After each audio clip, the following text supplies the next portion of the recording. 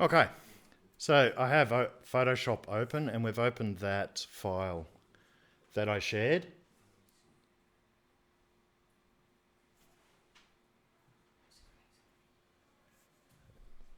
So it starts as a background, as you can see over here, and that's what we want. Now we're going to change our workspace to Photoshop to make this happen. And what we need to do is actually go up to Window, Workspace, and you'll see something called Motion.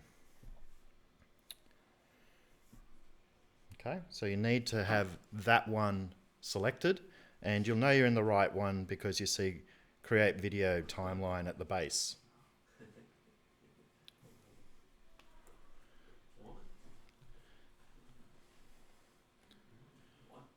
Once we've got that,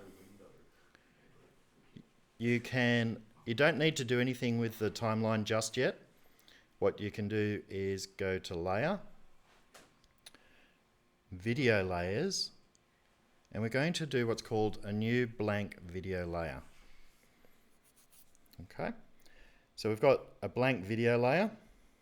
I'm just going to increase this.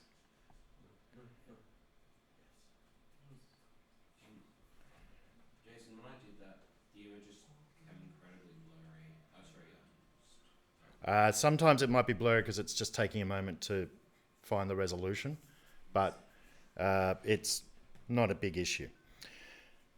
What we have here is very similar to what you'd find in video editing software. So we have this track where you've got a playhead and you can move the playhead around. We have our background, which is just going to be a solid background. We don't need to worry about it. My background is actually just a reference and it's just going to stay there the whole time. You can see that we can remove the background. We don't want to do any of that. But what we do want to do is make sure that the video layer is active. So you do that by clicking on the layer 1 there. And on this little panel here, you'll see you've got some options if you click on the 3 lines on the hamburger menu there. What we want to do is we want to enable timeline shortcut keys and we want to enable onion skins. Okay? Now don't worry if it goes darker or does weird things in terms of the colors. This is what we're using it for. Then I'm going to go over to my paintbrush. I'm going to choose a nice bright color just to start with. My brush is really big, so I'm going to bring that down.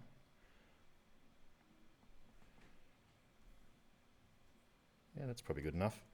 Now remember, you can go Command plus to zoom in. We can then start doing this process which we call cell-based animation. Now, a lot of people don't realize that Photoshop allows you to animate, and it's actually quite powerful what it can do. When you think of what Photoshop can do in itself, and if you did that frame by frame, very, very powerful. So what I'm going to do is I'm going to sort of recreate a firework. And we're going to just draw, and you can see there that, oh, the reason mine wasn't that dark was my opacity was right down. So I'm going to bring it there. So I'm just doing a little line like that. Okay? Then, because I've selected use shortcut keys, I'm going to press the right arrow, which takes me 1 frame over. And you'll notice that the line is still there. That's because it's showing my previous frame, but it's a little bit faint. It's there as a reference. So I know that I drew a line here in my frame before. So now I'm going to draw a line there. Go again. Keep doing it. And you can see I can keep that reference point.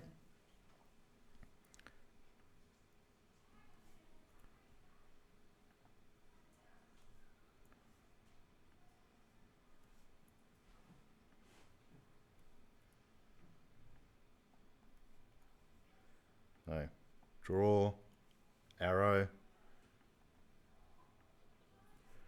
draw, arrow, make it a bit bigger.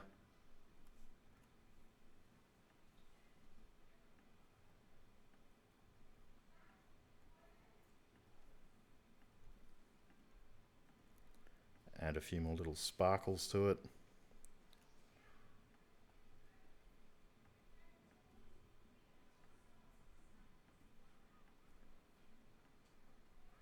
It's a slow process, cell-based animation, but it's very, very precise.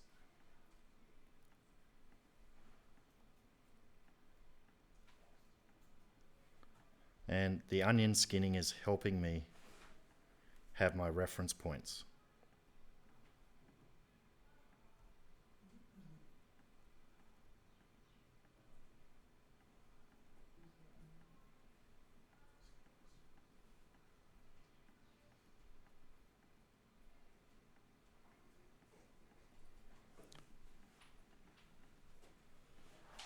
So, very quick version of it.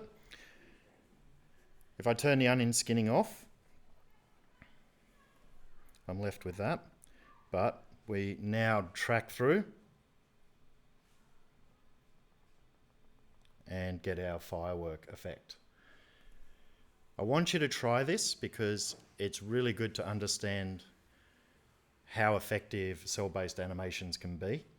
And you'll realize that there's times for cell-based animations, times for the other types of animations I'll show you later. But this is just the start of the next topic, which is animation. So give that exercise a try, really play around with it. I'd suggest you even maybe do multiple layers. So if you need another firework, another color that comes up at a different time, what we do is we go back up to layer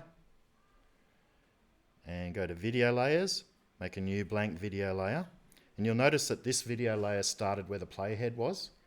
So now, if I activate that one, I'll put onion skins back on. I can choose a different color. And start the whole process again. Then ultimately, I'd ask you to do some light writing.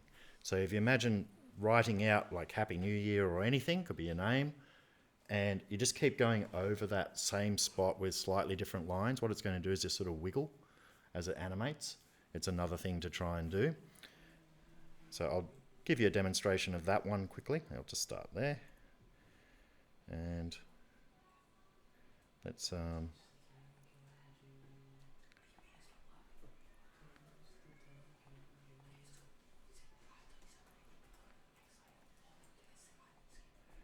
I'm going to remind people that when I'm recording, it's really good if you can keep focus so I can keep this short and don't have to stop to get your attention.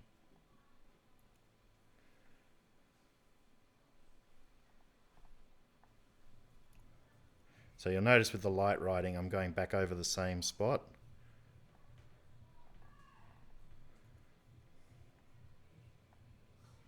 And it doesn't matter if it's slightly different, because that gives it the wiggle.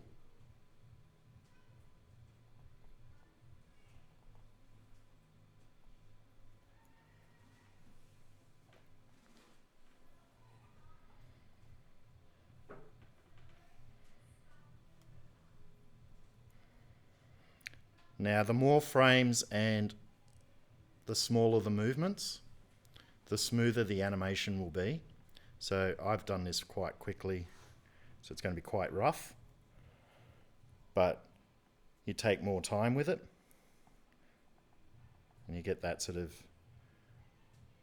jaggedy effect. Now, of course, we can then add filters to this. We could add glows, we can do all those normal things that you do with Photoshop and really make it quite powerful. You could use it as a mask layer, all those sorts of things. So give that a try, see if you can do the light writing, do multiple fireworks just to do a practice, and then we'll move on from there to different animations.